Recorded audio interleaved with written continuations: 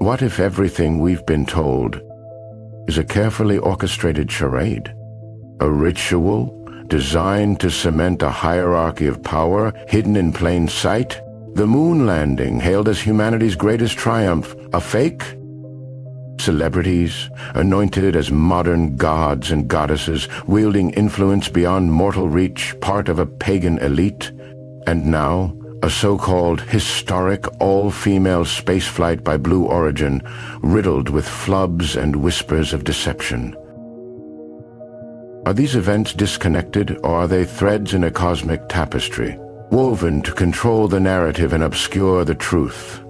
Some, like Michael Jackson, may have gotten too close to exposing it and paid the ultimate price. Tonight, we unravel the conspiracy. Stick with me, because the truth is stranger than fiction.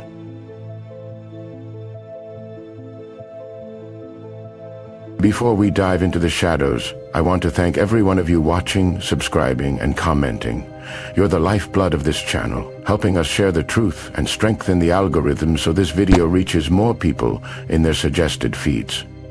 We're a new channel fighting to compete with the big players, and your support, every like, share, and comment, means the world.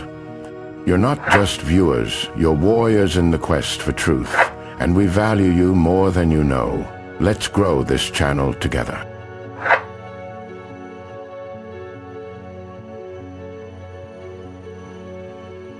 As we get started in this deep dive, let's acknowledge what's been reported as truth.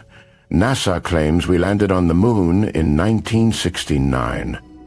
Blue Origin's new Shepard rocket carried an all-female crew, including Katy Perry and Lauren Sanchez, to the edge of space on April 14, 2025. Celebrities like Beyoncé and Kanye West craft godlike personas, while names like Jeffrey Epstein and Sean Diddy, Combs are tied to shadowy elite circles, and stars like Michael Jackson, dead under mysterious circumstances, fuel speculation of silenced truth-tellers. But what if these are all pieces of a larger ritual? Let's break it down, subject by subject, and then connect the dots. July 20, 1969. Neil Armstrong's one small step captivated the world, but did it happen? Conspiracy theorists point to inconsistencies, the waving flag in a vacuum, missing stars in photos, and shadows that defy physics. NASA insists they brought back 382 kilograms of lunar rocks, verified by their unique isotopic makeup, and Soviet rivals never disputed the achievement. Yet Buzz Aldrin, the second man on the moon, has said things that raise eyebrows. It didn't happen. It could have been scary. I heard nobody went to the moon since you were on the moon. Because we did go there, and that's the way it happened. I remember my parents waking me up, and we went down and we watched you guys land on the moon. No, you didn't. What? You watched animation. In a 2015 interview at the National Book Festival, when asked why we haven't returned, he said, "Because we didn't go there, and that's the way it happened." He later clarified he meant we stopped going, but the damage was done. In another interview, he called the Apollo 11 visuals a TV animation, suggesting the public saw staged footage. Most damning, Aldrin once admitted, "We've forgotten how to do it," implying NASA lost the technology to return. Now, if you really went to the moon and spent $200 billion, the last thing you would do is destroy that technology. But if you perpetrated a fraud, that's exactly what you would do. How does the greatest space agency in the world forget how to reach the moon, unless it was all a studio production, a Cold War flex to fool the world? That's the best. Let's say it's another one to Fred. I think that's awfully good. That one and the one before it was pretty good. We have about 15 seconds. Oh yeah, you got a lot of time. Yeah. I claim this land in the name of... What do you got now? Now move. Fast forward to April 14, 2025. Blue Origin, Jeff Bezos' space venture, launches its first all-female crew. Pop star Katy Perry, Bezos' fiancée Lauren Sanchez, CBS host Gayle King, former NASA scientist Aisha Bowe, activist Amanda Noir, and filmmaker Carrie-Anne Flynn.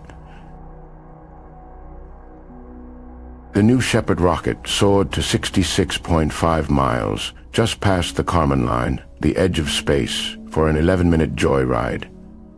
They didn't enter orbit, just the upper atmosphere, experiencing 3 minutes of weightlessness, or more specifically a 3-minute freefall.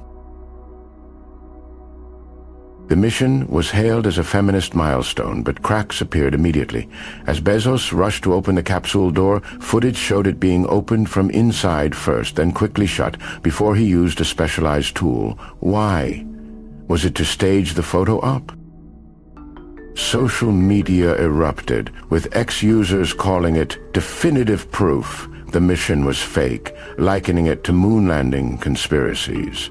One passenger, reportedly Gayle King, was seen falling in the capsule despite being in zero gravity. How do you fall when there's no gravity? Critics on X claimed the capsule's clean exterior, lacking re-entry burn marks, proved it never left Earth. Experts counter that the low altitude meant no intense re-entry heat, and NASA safety rules allow doors to open from both sides. But the mission patch, with women's faces and a rocket, sparked darker theories. Some ex-users claimed it resembled Baphomet when flipped, suggesting a satanic ritual orchestrated by Perry and Bezos. Blue Origin insists the patch symbolizes female empowerment, but the whispers persist. Some also suggest that the mission patch's freakish look resembles goddesses circling a rocket that's, well, let's just say it's very symbolic. Tilt your head, and the design gets a bit cheeky, almost like it's winking at you with a bold, masculine vibe. Fans call it empowering. Critics say it's a bit too suggestive for a space mission. What do you think? Artistic flair or cosmic mischief? I'm so excited. I love the messaging that we keep receiving from the staff here at Blue Origin is don't film it through your phones, look through your eyes, be as present as possible. They will supply all. While Blue Origin's crew played astronauts, other celebrities positioned themselves as deities. Beyoncé channels Yoruba goddess Oshun in her visuals, radiating divine femininity. Kanye West declared himself a god in Yeezus. Madonna and Lady Gaga drape themselves in priestess-like imagery. This isn't just art, it's a claim to power. But what if it's more? What if Hollywood's elite are part of a shifting pagan cult, a new hierarchy replacing old gods? It's strange, and I'm like, if you don't get this right now, I swear to Lucifer, I'm gonna sick. Yeah. But it didn't work out, and so I sold my soul to the devil. Who you made the bargain with? with the chief commander. On this earth? And on this earth, and then in the world we can't see. The truth. I've seen so many people forsake their moral code and their value systems just for a little bit of fame, and it's not worth it at the end of the day. It's really not worth it. Are celebrities like Perry aboard Blue Origin being initiated into this pantheon? Vanessa Hudgens practices witchcraft.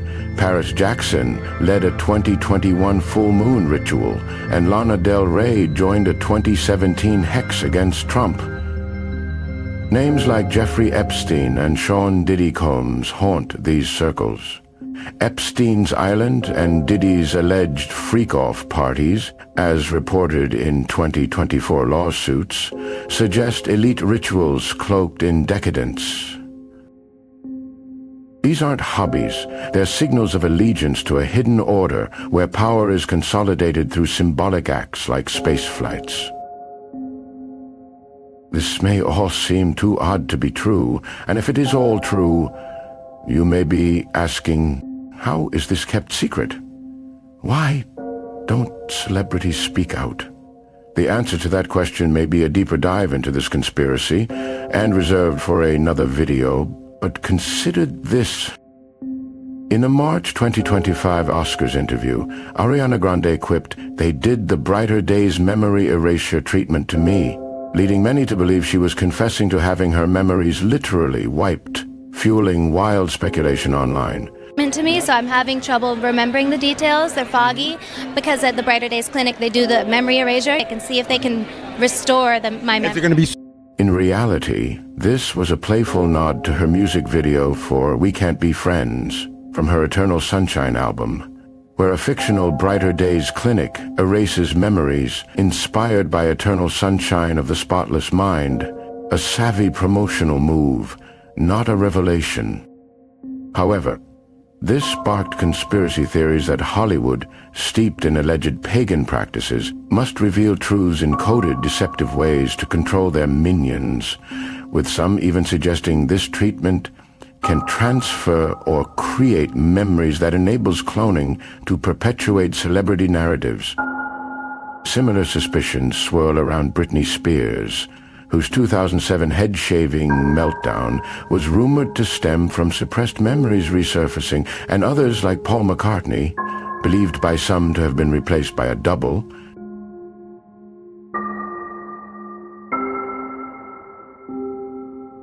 and Michael Jackson, whose erratic behavior fueled cloning and control theories, non-substantiated but persistent in fringe circles.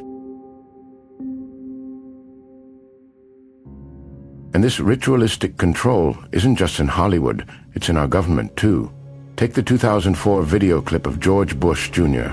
When asked about his rumored ties to a secret club, likely Skull and Bones. You were both in Skull and Bones, the secret society. It's so secret we can't talk about it. What does that mean for America? The conspiracy theorists are going to go I'm wild. sure they are. I don't know. I haven't seen the web. Number 322? With a sly grin, he quipped, "It's so secret I can't talk about it," meaning to dodge with humor, but lending eerie validity to shadowy societies. Then there's the persistent rumors swirling around Hillary Clinton, with some fringe claims tying her to witchcraft and occult rituals. Whispers that, while unproven, amplify suspicions of hidden power and bizarre practices among the elite. Now, I don't know today if Hillary still partakes in the witch ritual. I don't know that I even know what the ritual was. But for the better part of many years, Hillary would go, that she was going out there, she and a group of women, and she would be a part of a witch's church. This is a winding rabbit trail with seemingly different subjects, but let's tie them all together. From Blue Origin's provocative patch to Hollywood's celebrity godhood, silent stars, the moon landing's lingering doubts, and government secret rituals, they're not random. They're acts in a grand ritual to maintain a hidden hierarchy controlling our reality behind the veil. This deception isn't new. Consider King Nimrod, a figure from roughly 2000 BCE, known in the Bible, Genesis 10, 8-12, as a mighty hunter and ruler of Babel. Historical texts like the Sumerian king list and Akkadian myths link him to Mesopotamia's early kings, possibly Gilgamesh or Enmerkar. Nimrod built the Tower of Babel, Genesis 11, 1-9, a ziggurat to reach the heavens, and convinced his people the sun, moon, and planets revolved around a flat earth, and that he was in control of it all, a lie that centralized his power. He took on a godlike persona, worshipped as a divine king, to gain favor from celestial gods and control the masses, as seen in Babylonian hymns deifying rulers. This worked until God confused their languages, scattering the people across the known world.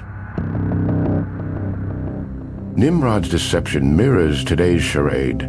The moon landing hoax, if true, was the ultimate deception, convincing the world of America's supremacy while studios crafted the illusion. Aldrin's cryptic quotes, "We didn't go there," TV animation, "Forgotten how," hint at a truth NASA can't admit. Blue Origin's mission, with its door flub and zero-gravity fall, echoes this fakery, a staged spectacle to elevate Perry and Sanchez as new goddesses in the public eye. The mission's Baphomet patch and celebrity involvement suggest a pagan ritual, anointing the chosen in a cosmic theater.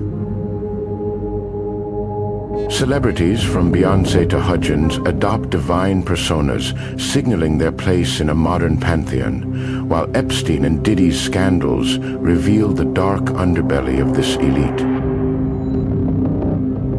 Those who rebel, like Michael Jackson, are eliminated, their deaths cloaked in mystery.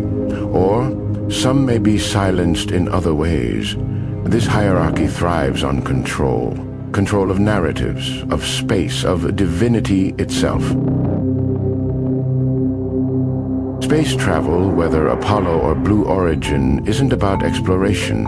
It's about power, a ritual to remind us who rules the heavens and the earth. This is just the beginning of the rabbit hole. The shadows of control run deep, and we're only scratching the surface.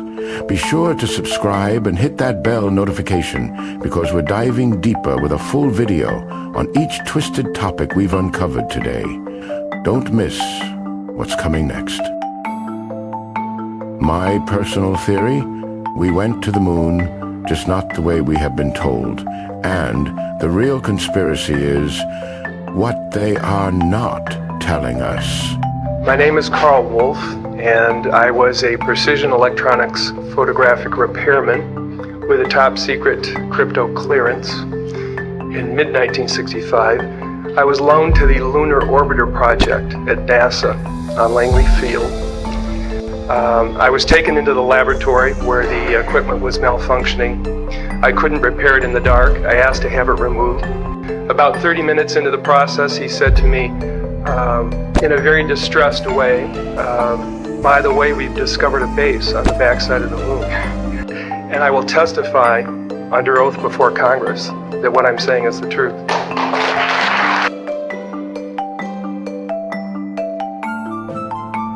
The truth is out there, hidden in the stars or maybe in a studio lot. Thank you for watching, subscribing, and commenting. Your support strengthens the algorithms and spreads the word. Hit that like button, share this video, and join the fight to expose the hierarchy.